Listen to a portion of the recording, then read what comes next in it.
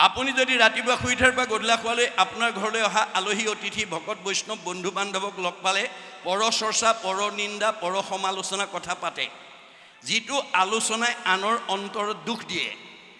আপুনি কৰা আলোচনাত যদি আনৰ অন্তৰত দুখ পায়, আপোনাক আলোচনা কৰা দুজনৰ কি হ'ব?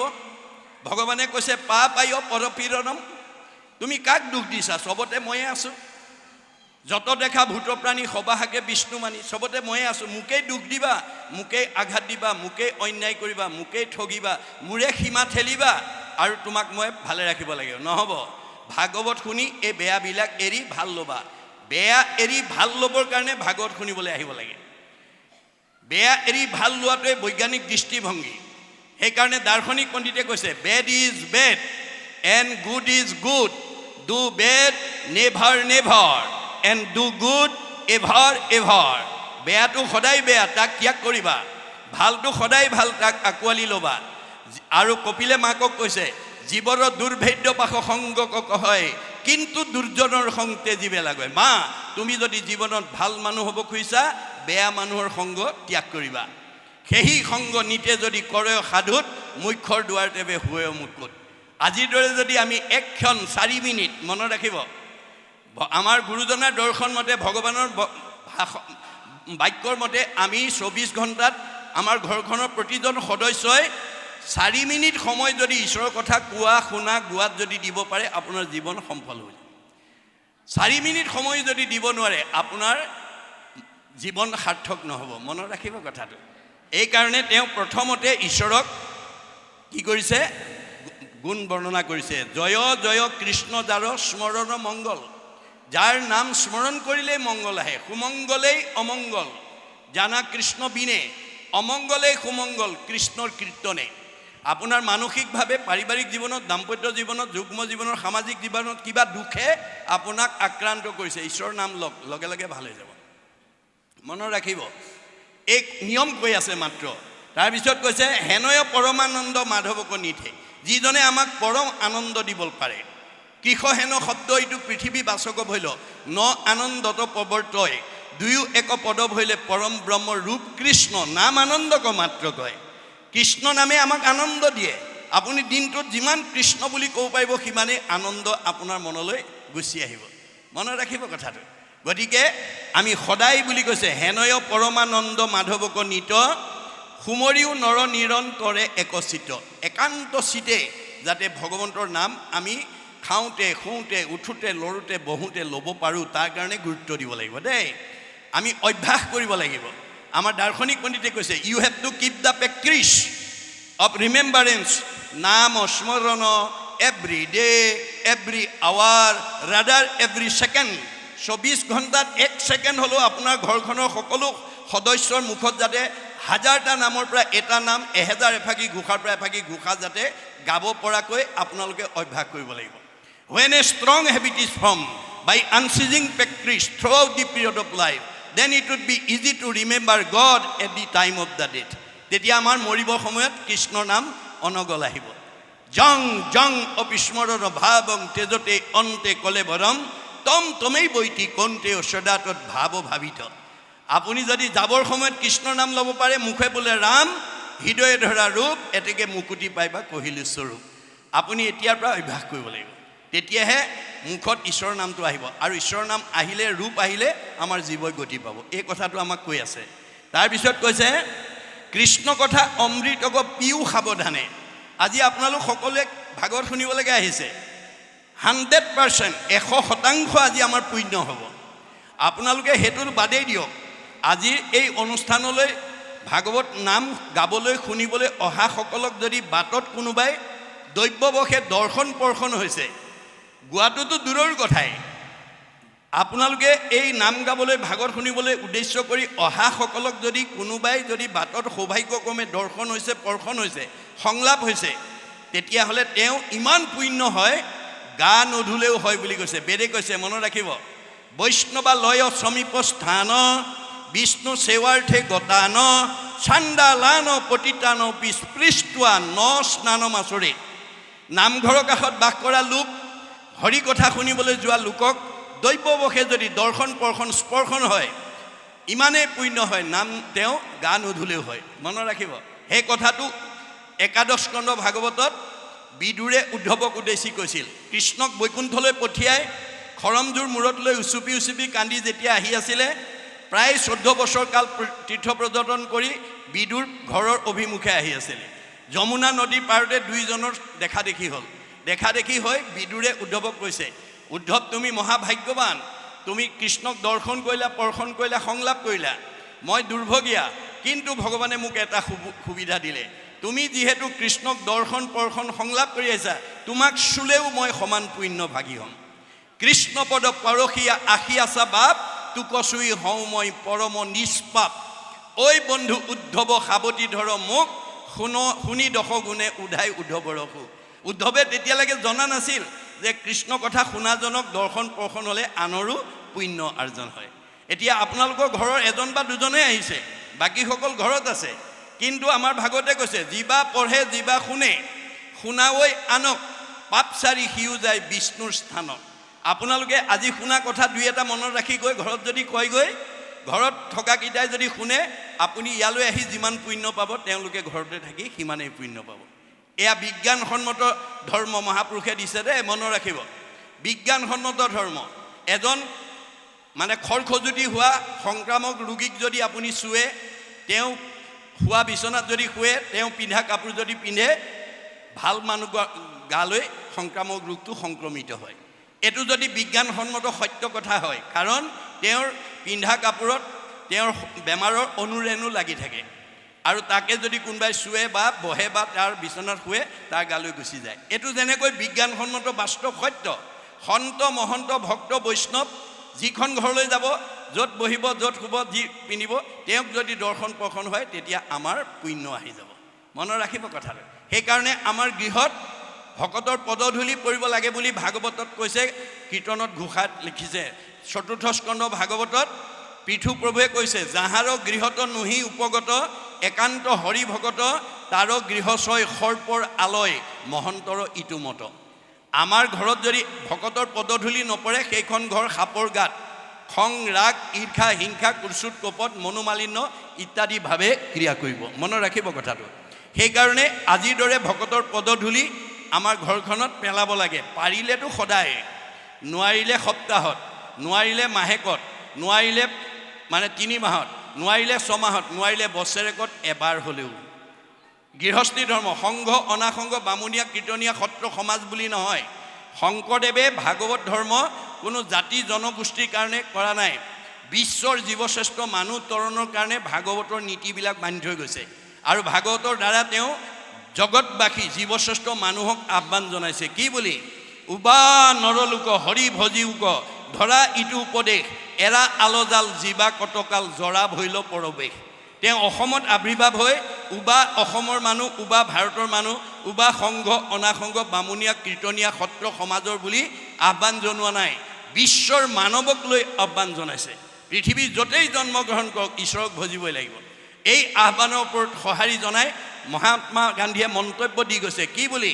What Shankardev was alone able to do, nowadays the whole army of the English knowing people cannot do. বিশ্বত এতিয়ালৈকে যিমানবিলাক গুৰু আৱিৰ্ভাৱ হ'ল, শংকৰদেৱে জগতবাসীৰ কাৰণে যিমানখিনি অৱদান দি থৈ গ'ল, আন কোনো গুৰুৱে দিব পৰা নাই। আৰু সেইজন অসমৰ বুকুত জন্মগ্ৰহণ কৰাৰ কাৰণে অসমবাসীক ভূয়সী প্ৰশংসা কৰি থৈ গৈছে। কি বুলি? Assam is indeed fortunate, for Sankardev has 5 centuries back given to Assamese people an ideal which is also my ideal of Ram ৰাজ্য। মই অসমত যিখন ৰাম ৰাজ্য প্ৰতিষ্ঠা কৰা মানস কৰি আহিছিলোঁ, শংকৰদেৱে 500 বছৰৰ পূৰ্বতে সেই ৰাম ৰাজ্য প্ৰতিষ্ঠা কৰি থৈ গৈছে। গতিকে অসমবাসী পৰম ভাগ্যৱান। কিন্তু গুৰুজনাৰ দৰ্শন আজিৰ দৰে চৰ্চা নকৰাৰ কাৰণে আপোনালোকৰ চিঠিখনত পঢ়ি মোৰ ভাল লাগিছে যে আমাৰ এই অঞ্চলৰ সকলো মানুহৰ ঐক্য সম্প্ৰীতি মানে সমন্বয় প্ৰতিষ্ঠা আৰু জগতৰ মংগলৰ কাৰণে এই 2টা দিনৰ কাৰ্যসূচী সম্পন্ন কৰিছে। এই ভাগৱতে অকল আপোনালোকৰ গাঁওখনেই নহয়, জগতৰ প্ৰদূষণ বায়ু সংশোধন কৰিব। মাইক্ৰফোনৰ দ্বাৰা এই ভাগৱতৰ প্ৰতিধ্বনি যিমান দূৰলৈকে যাব, একজনে যদি নাম ওচৰৈ, আজি নামৰ ধ্বনি যিমান দূৰলৈকে গৈছে, একজনে যদি নাম ওচৰৈ শুনে মানে পাপ সবাৰো হৰৈ। মানুহটো দূৰৰ কথা, মূৰ ভক্ত জৈত্ৰ থাকে উদাৰ চৰিত্ৰ কীট পতংগকো কৰে পবিত্ৰ। আপোনালোকৰ এই 2 নম্বৰ চাউলকৰা গাঁওটো পবিত্ৰ হ'লেই ইয়াৰ প্ৰতিধ্বনি যিমান দূৰলৈকে যাব প্ৰকৃতি জগতৰ সকলো জীৱ উদ্ধাৰ হ'ব আৰু প্ৰদূষণ বায়ু সংশোধন হ'ব। গতিকে আপোনালোকৰ কৰ্ম আঁচনিয়ে যদি জগতৰ উপকাৰ কৰে আপোনালোকৰ গাঁওবাসীৰ কি হ'ব? পৰো উপকাৰায় পুণ্যম। মনত ৰাখিব কথাটো। 2 নম্বৰ চাউলকৰা গাঁৱৰ পুণ্য আহি গ'ল আৰু এই কৰ্মসূচীৰ দ্বাৰা। সেইকাৰণে এই কথা আমাক কৈছে আৰু কৈছে কি বুলি? কৃষ্ণ কথা অমৃতক পিও সাৱধানে। আপোনালোকে মনোযোগেৰে শুনিব দেই। অৰ্জুনক কোৱাৰ চলেৰে আমাক কৈছে, হে সখা, তুমি জীৱনৰ যিটো দিনত যিটো মুহূৰ্তত মোৰ ভকতৰ সংগত বহি মোৰ অমৃতময় কথা শ্ৰদ্ধাৰে শুনিবা, সেইদিনা তুমি দুগুণ পাপৰ পৰা নিজক মুক্ত কৰিব পাৰিবা। আৰু যদি অশ্ৰদ্ধাৰে শুনা এগুণ পাপৰ পৰাহে মুক্ত হ'ব পাৰিবা। পৰম মংগল নাম যিপুন শ্ৰদ্ধায়ে শুনৈ, হৰৈ পাপ তাহাৰ দুগুণ, অনিচ্ছাত এক গুণ, শ্ৰদ্ধাত দুগুণ নাম, এহি মতে বুজিবা অৰ্জুন।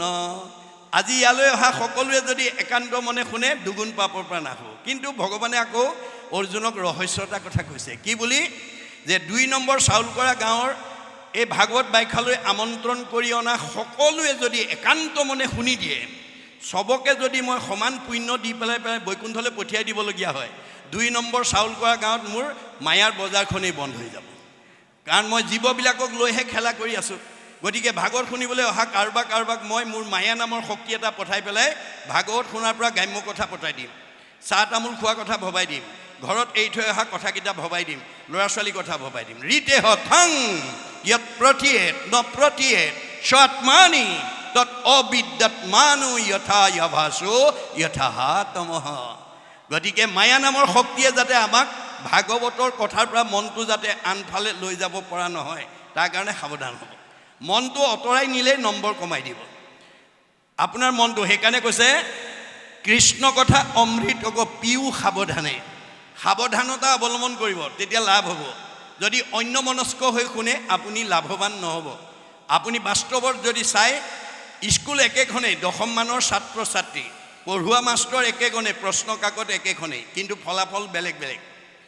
একেখন স্কুলৰ 10ম মানৰ ছাত্ৰ ছাত্ৰীয়ে মেট্ৰিক পৰীক্ষা দি একেখন প্ৰশ্ন উত্তৰ লিখি কোনোবাই ষ্টেণ্ড কৰে, কোনোবাই ডিষ্টিংশ্যন পায়, কোনোবাই ষ্টাৰ পায়, কোনোবাই লেটাৰ পায়, কোনোবাই ফাৰ্ষ্ট ডিভিজন, কোনোবাই ছেকেণ্ড ডিভিজন, কোনোবাই থাৰ্ড ডিভিজন, কোনোবাই ফেইল কৰে। ৰহস্য ক'ত? দাৰ্শনিক পণ্ডিতে কৈছে মোৰ ইউ ৰিড মোৰ ইউ লাৰ্ণ। যি ছাত্ৰই বেছি পঢ়িব সি বেছি জ্ঞান আয়ত্ব কৰিব। মধ্যম পঢ়াজনে মধ্যম পাব, কম পঢ়াজনে কম পাব। গতিকে ছাত্ৰানাং অধ্যয়নং তপ। গতিকে আমাৰ ছাত্ৰৰ জীৱনৰ মূল লক্ষ্য হৈছে অধ্যয়ন। তাৰ পৰা যাতে আমাৰ মনটো আঁতৰি যাব লগা নহয় তাৰ প্ৰতি আমি গুৰুত্ব দিব লাগিব। কৰিও যতনে যাৱে প্ৰাণ থাকে, জীয়াই থকালৈকে আপোনালোকে আজিৰ দৰে ঈশ্বৰৰ কথা শুনিবলৈ গুৰুত্ব দিব লাগিব। ঘূৰ কলি যুগে মলমতি মনুষ্যৰ, নাহি আন ধৰ্ম হৰি কীৰ্তনত পৰ। এতিয়া আমাৰ কি কৈছে? কলি যুগৰ মানুহবিলাক মলমতি, মলযুক্ত হৈ থাকে। নাহি আন ধৰ্ম হৰি কীৰ্তনত পৰে। ভগৱন্তৰ কথা নুশুনিলে আৰু আমাৰ সেই মলৰ পৰা আমি মুক্ত হ'ব নোৱাৰিম। কি মল? শৰীৰত আছে কলিকৃত যত দুখ। আমাৰ শৰীৰত কলি দুখ আছে, মায়াৰ দুখ আছে।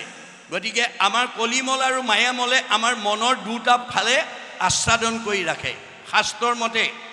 গতিকে কপিলে কৈছে, মা তোমাৰ মনৰ এপিঠিত মায়ামল, এপিঠিত কলিমল লগাই থৈছে। গতিকে তুমি এই দুইটা মলৰ পৰা যেতিয়ালৈকে মনটো মুক্ত নকৰিবা, আকাশত ডাৱৰ থাকিলে যেনেকৈ সূৰ্যটো দেখা নাপায়, তোমাৰ মনত যদি কলিমল আৰু মায়ামলে আসন্ন কৰি ৰাখে তেতিয়াহ'লে তুমি মোক দেখা নাপাবা। এতিয়া কলিমল ক'ৰ পৰা আহে, কেনেকৈ আহে? আমাৰ শাস্ত্ৰত কৈছে, ব্ৰহ্মাৰ তনুৰ পৰা কলি উপজিলা, পৰম দাৰুণ বেশ বিৰিঞ্চি দেখিলা, কোন কৰ্ম কৰোঁ প্ৰভু কৰিও আদেশ, দিও ৰাজ পদ তজু পাওঁ উপদেশ।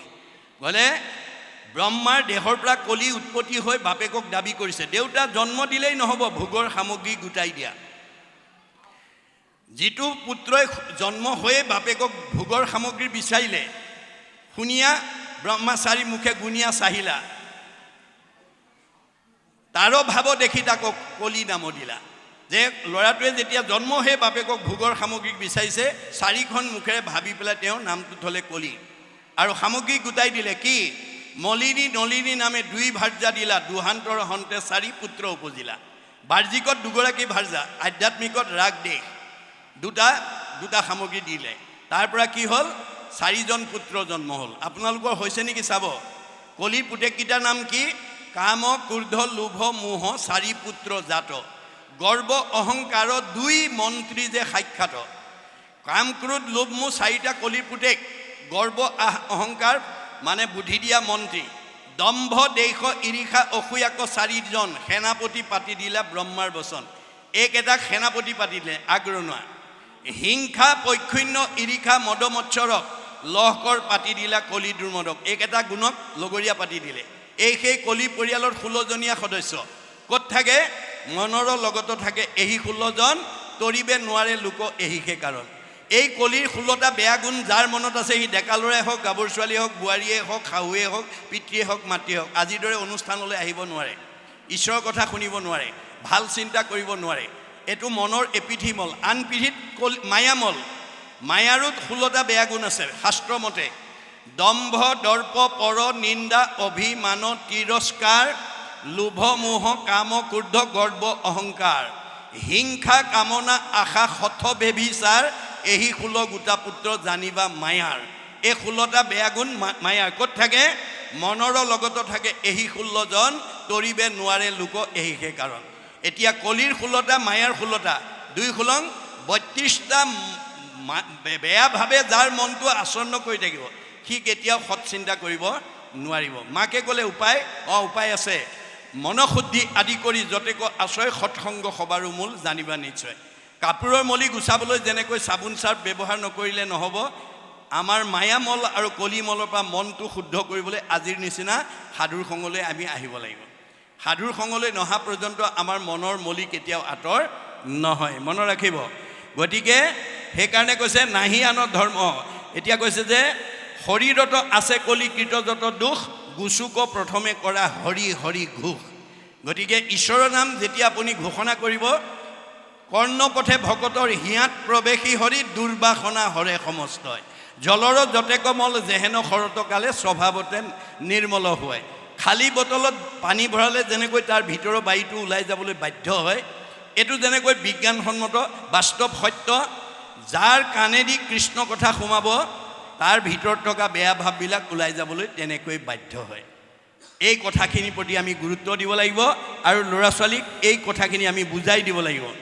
এতিয়া কৈছে যে কৃষ্ণৰ চৰণে কৰি অশেষ প্ৰণতি, অচ্যুতৰ কিংকৰ শংকৰ নিগদতি। কৃষ্ণৰ চৰণত সেৱা জনাই কৃষ্ণই শংকৰ, ত্ৰিভুৱন বন্দন দৈৱকী নন্দন, জুহৰি মাৰল কংস, জগজন তাৰণ দেৱ নাৰায়ণ, শংকৰ তাকেৰি অংশ। কৃষ্ণই শংকৰ ৰূপে আহি ভাগৱত লিখিবলৈ গৈ তেওঁ কি বুলি কৈছে? মই কৃষ্ণৰ কিংকৰ। কিংকৰ মানে চাকৰ বা দাস, অৰ্থাৎ দাস্যত্ব ভাৱটো দেখুৱাইছে। ইয়াৰ পৰা আমাক কি ক'ব বিচাৰিছে? আপোনালোকৰ 2 নম্বৰ চাউলকৰা গাঁৱত বিভিন্ন জাতি জনগোষ্ঠীৰ লোকে মানুহে বসবাস কৰি আছে, কিন্তু আপুনি গাঁওখনৰ স্বীকৃতি পাবলৈ হ'লে, আপোনাক কোনোবাই মানে স্বীকৃতি দিবলৈ হ'লে আপোনাৰ দাস্যত্ব ভাৱ লাগিব। অহংকাৰী মানুহক কোনো মানুহে ভাল নাপায়। মানুহে ভাল নোপোৱাজন ঈশ্বৰৰ কেতিয়াও প্ৰিয় হ'ব নোৱাৰে। সেইকাৰণে দাৰ্শনিক পণ্ডিতে কৈছে, to become great one we must be humble. আপুনি যদি সমাজত নিজক প্ৰতিষ্ঠা কৰিব বিচাৰে, আপুনি নম্ৰ স্বভাৱৰ হ'ব লাগিব। অহংকাৰী মানুহক কেতিয়াও সমাজে স্বীকৃতি নিদিয়ে। অহংকাৰ 5 প্ৰকাৰে আহে প্ৰধানকৈ, দেই মনত ৰাখিব। এই 5টা ভাৱে যাতে আমাৰ তেওঁ থকা হৃদয়খনত যাতে অৱস্থান ল'ব নোৱাৰে, তাৰ কাৰণে সাৱধান হ'ব লাগে। তাৰ কাৰণে ভাগৱত শুনিবলৈ আহিব লাগে। ভাগৱতে আমাৰ মন পবিত্ৰ হোৱা কথা কৈ আছে, যে আমাৰ মনটো কেনেকৈ আমি শুদ্ধ কৰি ৰাখিব পাৰোঁ। শুদ্ধ মন সদায় আনন্দত থাকিব, শান্তিত থাকিব, চেহেৰা ভাল হ'ব, আয়ুস বাঢ়িব। আৰু অশুদ্ধ মনত দুখ দুৰ্গতি নুগুচা হ'ব, আয়ুস কমিব, চেহেৰা বেয়া হ'ব। কথা সিমানেই আৰু, বেছি জানিব নালাগে দেই। গতিকে আমি মাত্ৰ 2টা, আন্ধাৰ পোহৰ, দিন ৰাতি, সুখ দুখ, ভাল বেয়া, সত্য অসত্য, মানে ভক্তি মায়া, তপ্তু বতুম, 2টা ওপৰতে আমাৰ জীৱনশৈলীৰ কথা কৈ আছে ভাগৱতে। দুটা দিশৰ মাজেদি আমাৰ নীতিবিলাকৰ কথা কৈ আছে। গতিকে আমি ইয়াৰ পৰা এই নীতিবিলাক আমি বুটলি ল'ব লাগিব। বেয়াটো এৰিব লাগিব, ভালটো ল'ব লাগিব। আমাৰ স্বভাৱটো ৰাজহাঁহৰ দৰে হ'ব লাগিব।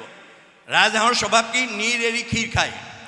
ৰাজহাঁহক পানীয়ে গাখীৰে মিলাই দিলে তেওঁ গাখীৰটো চুহি খায়, পানীটো তাতে এৰে।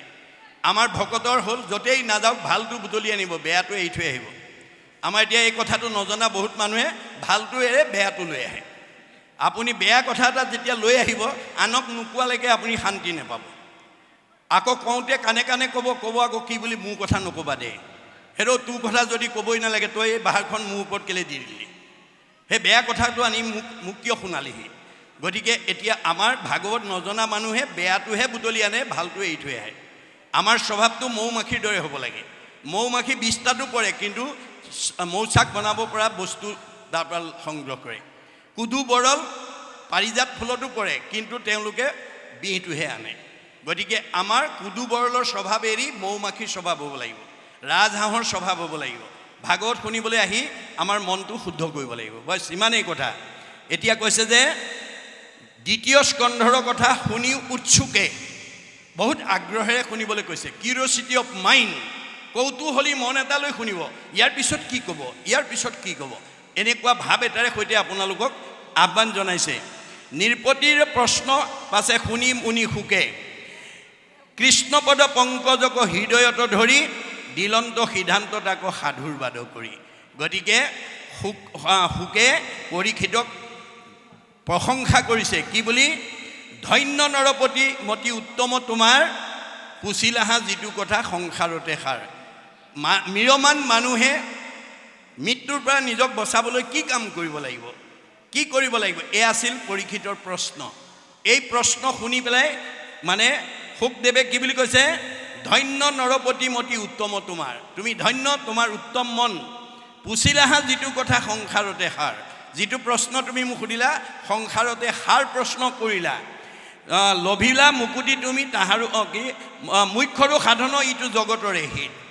আমি যেতিয়া কথা ক'ম, আমি কিবা প্ৰশ্ন কৰিম, মোৰ প্ৰশ্নটোৰ উত্তৰ দিবলৈ যাওঁতে যাতে জগতৰ উপকাৰ হয় তেনেকুৱা প্ৰশ্ন কৰিব দেই। আপুনি কৰা প্ৰশ্নটোৱে যদি কাৰোবাৰ অন্তৰত আঘাত হনা প্ৰশ্ন কৰে, আপোনাৰ প্ৰশ্ন কৰাজনৰ পাপ হ'ব। পাপ আয় পৰপৰিণম। এতিয়া পৰীক্ষিতে কৰা প্ৰশ্নটোৱে জগতৰ হিত সাধন কৰিব, যে আমি সকলো ম্ৰিয়মান, আমি সকলো মৃত্যুৰ ফালে গৈ আছোঁ। সূৰ্য উদয় আৰু অস্ত হোৱাৰ লগে লগে আমি এদিন মৃত্যুৰ ফালে আগবাঢ়ি গৈ আছোঁ।